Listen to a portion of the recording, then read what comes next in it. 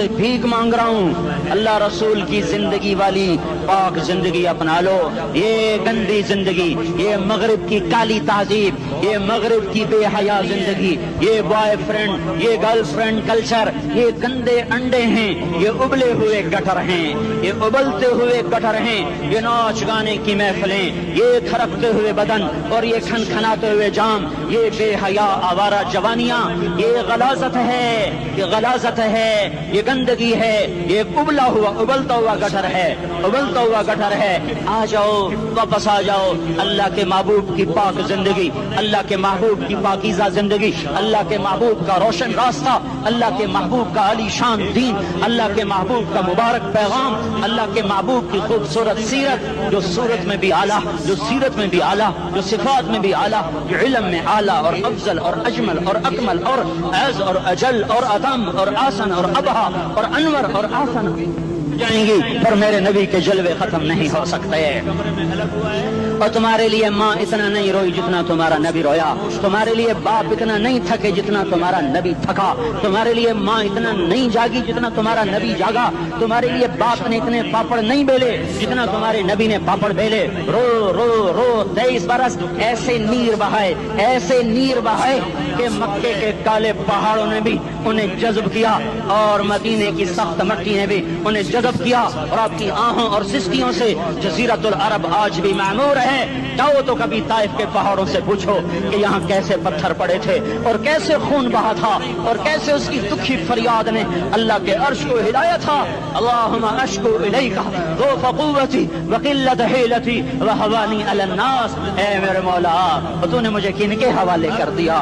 कितने सब्र वाला नबी, और फिस पे आ, हमारी जुबान में कहते हैं फिस पे आ, और मैं तो फिस पे आ, वो दिन नबी फिस पे आ। मेरे रब, तूने मुझे किन के हवाले कर दिया? इन्होंने मार मार मुझे लहू लुहान कर दिया।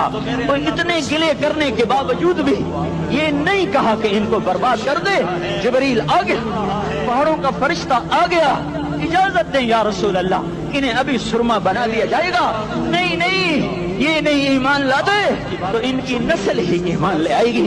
जो काफिरों पर ऐसा शफीक था वो तुम्हारे लिए कैसा मेहरबान होगा। क्यों खंजर उठाए हुए हैं? क्यों उसके सीने पर वार कर रहे हो? क्यों उसके सीने पर वार कर रहे हो? तो मैं दाढ़ी तो मुंडाता हूँ और क्या करता हूँ। कितनी दलेरी से लोग ये बात कर सकते, कितनी संगदिली से ये बात कर। तुम्हें अपने नबी के आंसू याद होते? तुम्हें अपने नबी की आहें याद होती? तुम देखते नहीं हो? हाजियों को पता होगा कितनी दुआ मांगते हो अरफात में जाकर? आधा घंटा, मैक्सिमम पौना घंटा।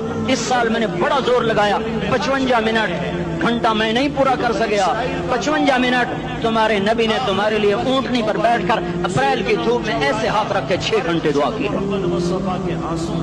न साया न टेक, और यूं हाथ, फिर ये हाथ, मुझे देखना, ये हाथ आप ऐसे करते करते करते करते ऐसे सीने के साथ लगाकर फिर यूं यूं मिन्नतें शुरू कर लगे, जैसे को मिन्नतें कर। ये हाल था, ये हाल था।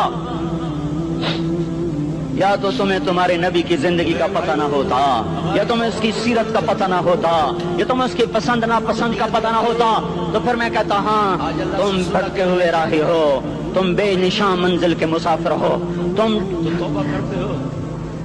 टूटे हुए पत्ते हो।